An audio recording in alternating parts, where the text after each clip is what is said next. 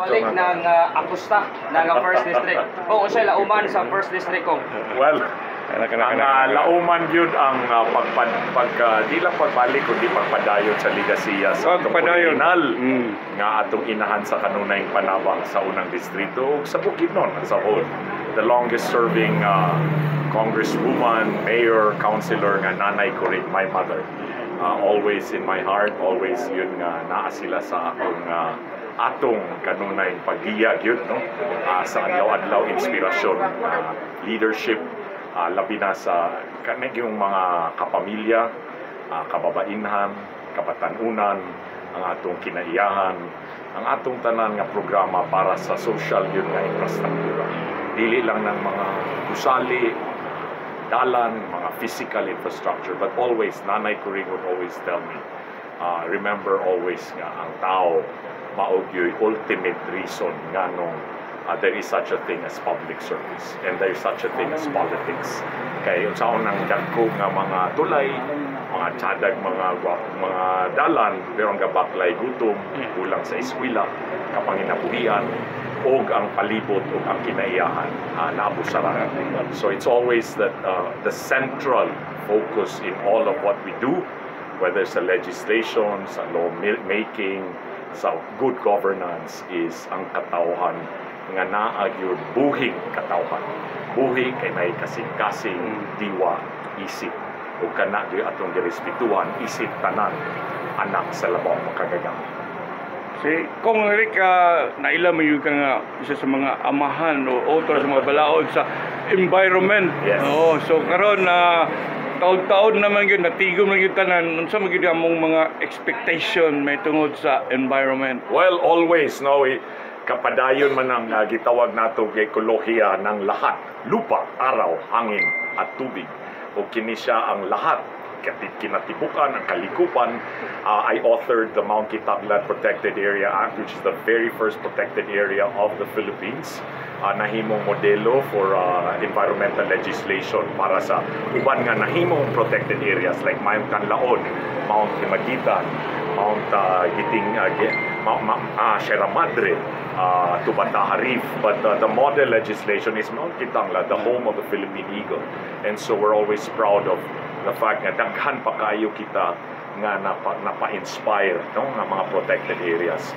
And so let us always pursue the protection yun of our land, our resources, our air, our water. Ang katubigan, labi na kay Bukidnon, remains truly not just the food basket of Mindanao, but Bukidnon is the very heart of Mindanao.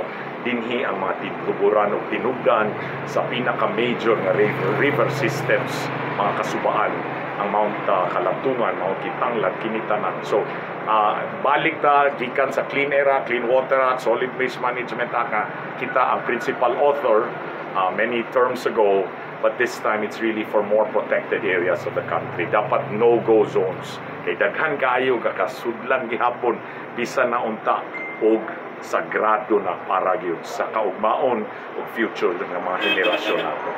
Follow up, kung kaning may tungod sa unsa magi bugat unsa pabor sa imo development or environment? No, there's always a balance. Kung saan man ang kalambuan, kung kitang tanan sa lupa, araw, hangin at tubig, di na maayo ang atong hangin, katubigan, ang atong mga kalasangan, kawala, ang atong mga kalikupan o ang atong mga ang kayutaan. And always, at what price should development always be pursued, no? Kung ang gabayra nato sa development kahimsog kalawasan ug ang kaugmaon nga dili garantiya, kaya nga itong mga kabataan kasakit-sakit o ang pollution nato di na makaya. It's always going to be that very delicate balance. Development can never come at the expense of the environment, because there is no economy without ecology. Kana gyud, walay ekonomiya kung walay ekolohiya. Kung example ng fact that Costa is the isa ka panggigitan nga mamumulong diri sa Bukidnon, no? So aside from the fact nga kamo daghan na kag nga panday nga mga balao diri sa Bukidnon, unsa pa may asahan nga bag-o nga kuan para sa Bukidnon, one Bukidnon. Kanang Bukidnon is diverse. So it is dili man ta supak sa idea nga naay unity panaghiusa. But never should we mistake a one unified province, whatever it is, Bukidnon, Misamis Oriental, Bohol, Cebu, ug asa man, for a monopoly of the way things are run or governed.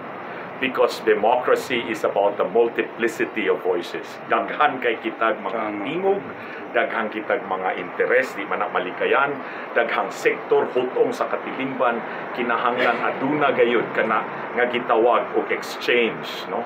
Percolation, kanang gitawag og pagpahinog o busa bitaw natay mga sanggunian na kitay mga kongreso kay kana siya ibatihon na yung deliberative spirit to create the best policies nga ang kadaghanan kakadunggan ug ang kadaghanan ang mo benefit.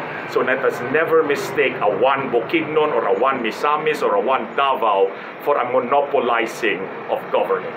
Because always in a democracy, the more voices, mura na garden, mas daghan ganing diversity sa nature, sa kinaiyahan, mas richer ang ecosystem, mas adunahan. Let us always remember, because that is an analogy of the environment for governance.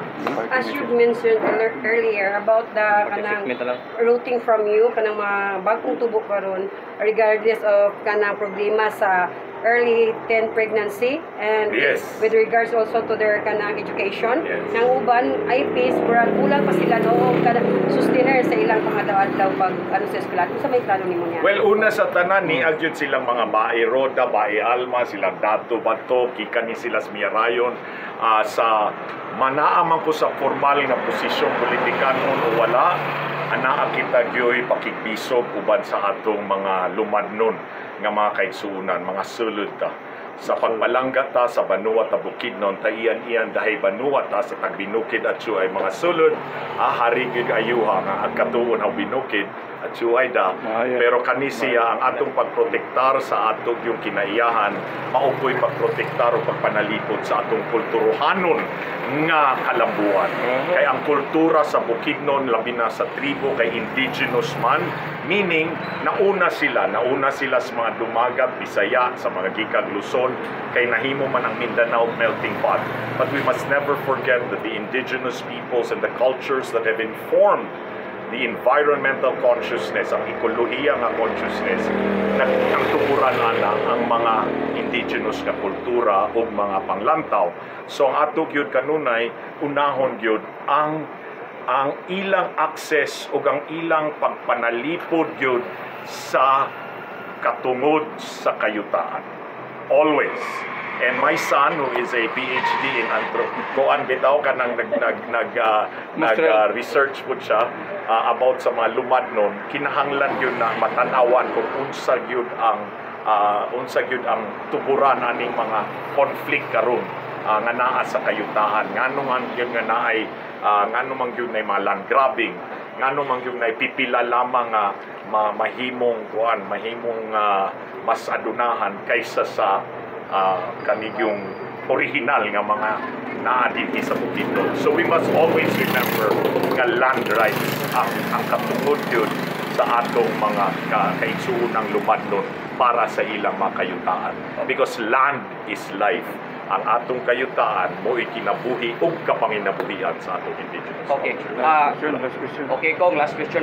Ayaw masgutan ang kaigsuonang lumad, Kong. Kung pananglitan, ikaw ang naa sa Kongreso pohon, labi na nga itong IP code karon sa Bukidnon. Kung sa iyong panglantaw, ani Kong? Well, ang IP code, dili man natato na nga, giingon nga, mauna yun na nga mura bag formula sa para sa tanan. Kay angay man yun na kadibatihon, angay man yun po na nga himay-himayon, no? Susihon yun ang tanang aspito. I am all for giving fullest recognition and the protection of the rights good of indigenous cultures, peoples, and access to resources. Kay sila man, as we always say, original sa atong mga dinhi, sa atong mga komunidad, labi na kay heartland ng Bukidnon. Pero dili sa pasabot nga, dili nato galantawon unsa po'y implikasyon kung sa kadaghan na pug lain-laing hutong sa atong katilingban anay mga gikas sa lain-laing lugar nga nahimo na pud og mga lumulubyo aning Bukidnon nga sila usab dili mo mahimo pud og mo pista or naipagsumpaki ana. So balanse gihapon ning tanan. So while we agree nga naay IP code, pero ato gyud pong istoryaan ang matag area kay di man na pwede pud may uniform. Like ang Manolo, lahi man pud sa Balakag, lahi man pud ang Maramag, lahi man pud ang Lantapan, bisan og moingon tag Bukidnon. So di sa tingay ta moingon dahil nga na uniform o formula para. Okay, Kong, imo na lang party statement kong labi na sa mga tawad nga naka-view ko sa itong Facebook Live. Well, dagan kayong salamat sa sa kami nga higayon, no? Nga niya kita sa Commission on Elections yun. Sa usa na sad ka piniliay.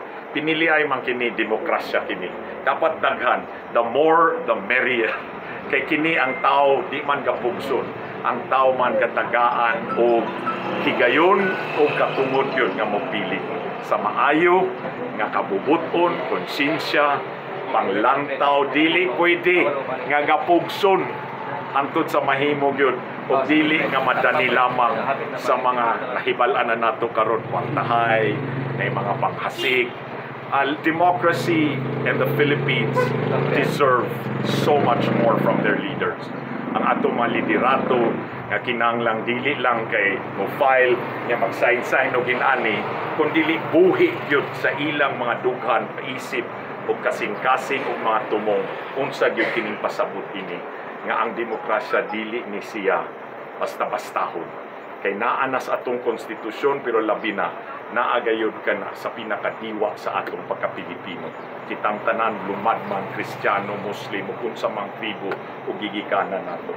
That is the very spirit of why we're here.